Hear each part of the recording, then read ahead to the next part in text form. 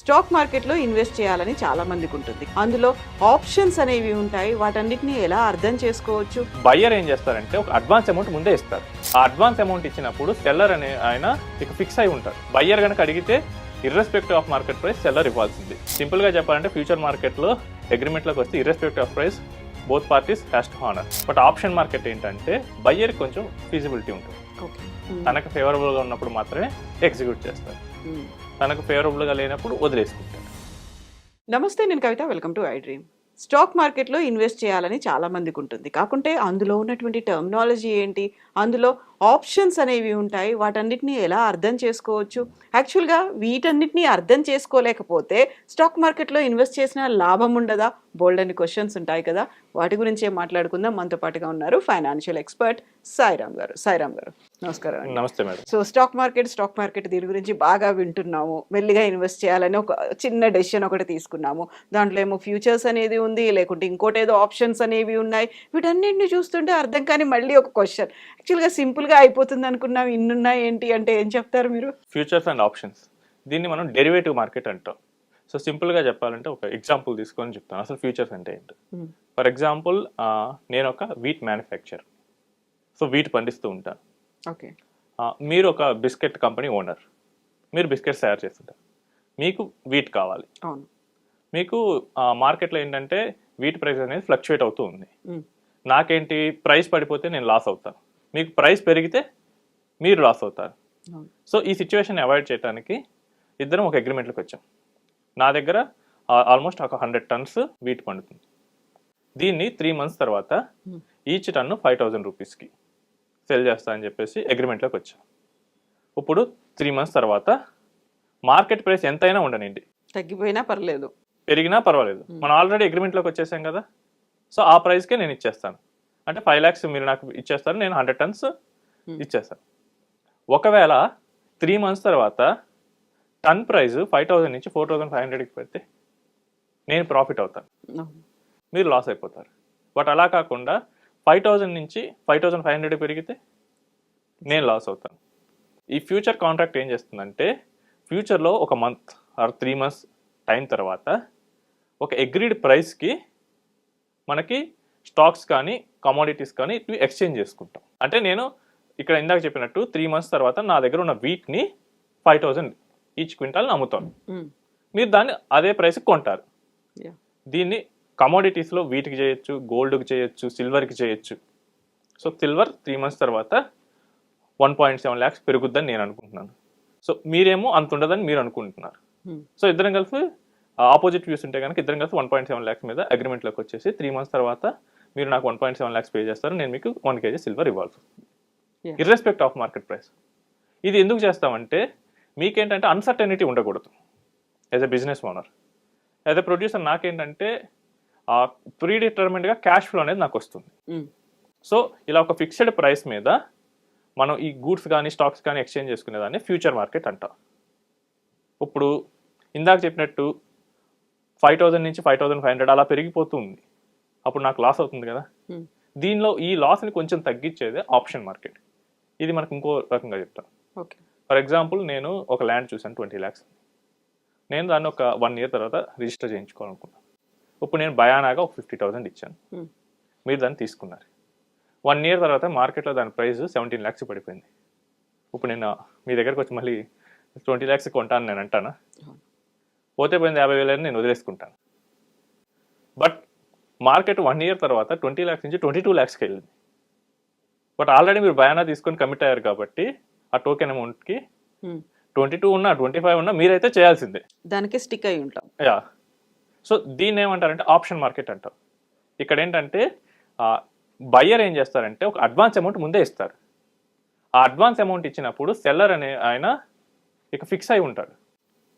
Buyer కనుక అడిగితే irrespective of market price seller ఇవ్వాల్సింది. ఆ టోకెన్ అమౌంట్ తీసుకున్నప్పుడు ఎంత అయితే ఉందో ఆ ప్రైస్కి ఇవ్వాల్సింది. సో ఇక్కడ ఆప్షన్లో ఏంటి, బయ్యర్ కొంచెం ఫెసిలిటీ ఉంది. తనకు ఎగనెస్ట్గా మార్కెట్ కనుక మూవ్ అయింది అనుకోండి, వదులుకోవచ్చు. తనకు ఫేవరబుల్గా ఉంటే కనుక కంటిన్యూ చేయొచ్చు. సో దీన్నే స్టాక్స్ మీద, స్టాక్ ఇండెక్సెస్ మీద చాలామంది చేస్తూ ఉంటారు. ఒక నిఫ్టీ అనే ఇండెక్స్ ఉంది. నిఫ్టీ ఇండెక్స్ 3 months తర్వాత పెరుగుద్ది అనుకుంటే వాళ్ళు బై చేస్తారు. బై చేసి కొంత ప్రీమియం కడతారు. అవతల పర్సన్ కనుక తగ్గుద్ది అనుకుంటే కనుక ఆ ప్రీమియం తీసుకొని డెలివర్ చేస్తా అని అగ్రిమెంట్లోకి వస్తాడు. ఇప్పుడు నిజంగానే మార్కెట్ పెరిగింది అనుకోండి, నాకు లాభం. నేను ఆల్రెడీ ఇప్పుడు ముందు తక్కువకే బుక్ చేసుకున్నా కాబట్టి నేను మిమ్మల్ని అడుగుతాను నాకు సెల్ చేయమని. మీకు మార్కెట్ పెరిగింది బట్ లాస్ అయినా కానీ మీరు కట్టాల్సిందే. సో ఇది ఆప్షన్ మార్కెట్ అంటాం. సింపుల్గా చెప్పాలంటే ఫ్యూచర్ మార్కెట్లో అగ్రిమెంట్లోకి వస్తే irrespective of price both parties has to honour. But option market ఏంటంటే బయ్యర్ కొంచెం ఫీజిబిలిటీ ఉంటుంది. ఓకే, తనకు ఫేవరబుల్గా ఉన్నప్పుడు మాత్రమే ఎగ్జిక్యూట్ చేస్తారు, తనకు ఫేవరబుల్గా లేనప్పుడు వదిలేసుకుంటాడు. సో వీటితో పాటుగా ఫ్యూచరు ఆప్షన్స్తో పాటుగా టర్మినాలజీ ఉంటుంది, కాల్ అండ్ పుట్ ఇలాంటివి. యాక్చువల్గా మీనింగ్ ఏంటి, ఏం చేస్తారు అందులో? సో సింపుల్గా కాల్ అంటే ఏం లేదు మేడం, ఒక బయ్యర్ ఒక స్టాక్ని కానీ ఒక కమోడిటీని కానీ ఫ్యూచర్ డేట్లో కొంటాను అని తీసుకునే పొజిషన్నే కాల్ అంటాం. ఓకే, వాళ్ళంతటి వాళ్ళు తీసుకుంటారు అంతే. కాల్ని బై చేస్తున్నానంటే నేను ఫ్యూచర్లో ఆ అసెట్ని బై చేస్తాను. కాల్ని సెల్ చేస్తా అంటే కనుక ఆ ఫ్యూచర్లో ఆ అసెట్ని నేను సెల్ చేస్తాను. ఓకే, పుట్ అంటే కనుక నేను సెల్ చేస్తా అని చెప్పేసి అగ్రిమెంట్లోకి వస్తున్నట్లు.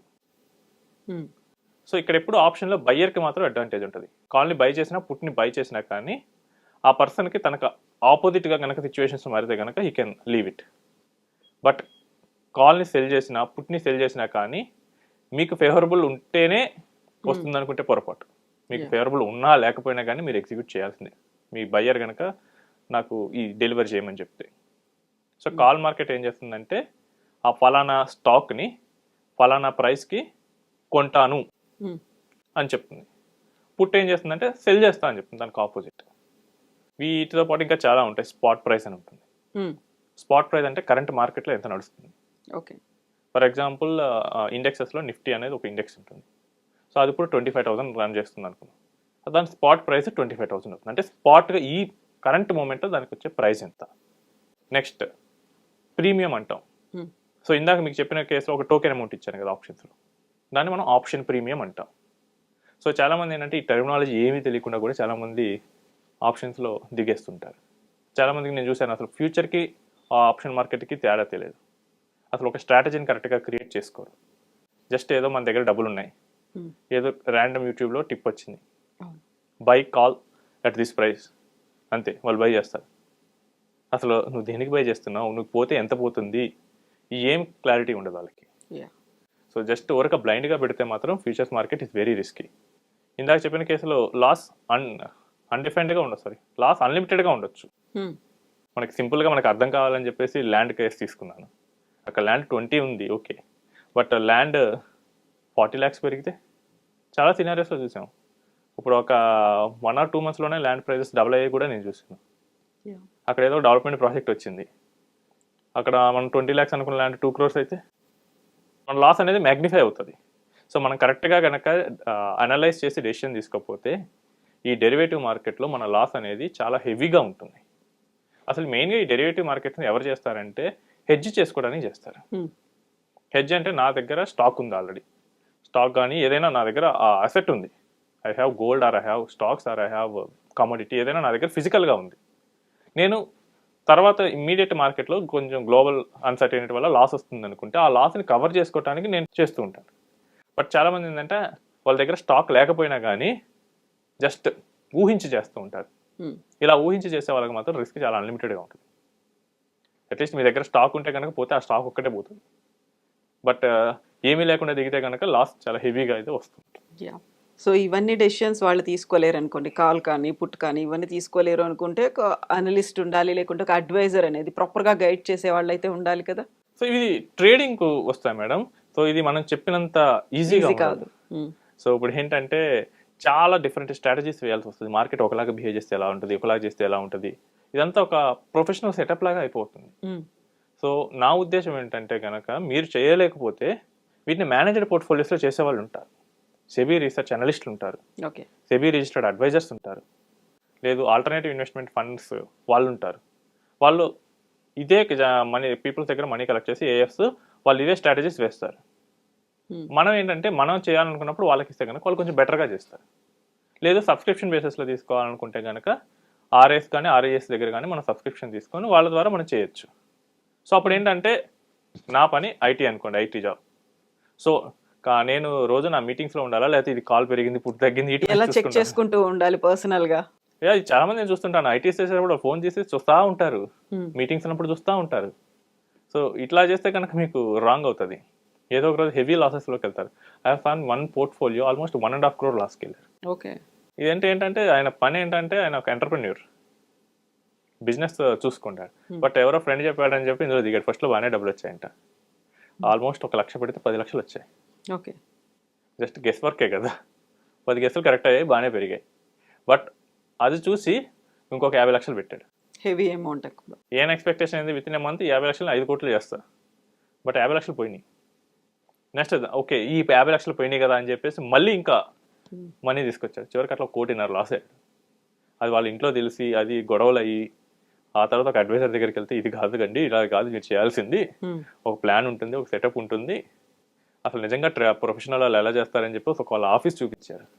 అప్పుడు ఓకే ఇది చిన్నది కాదు, ఒక పెద్ద కాంప్లెక్స్ సిస్టమ్ అని ఆయనకు అర్థమై ఓకే అప్పుడు ఎగ్జిట్ అయ్యాడు.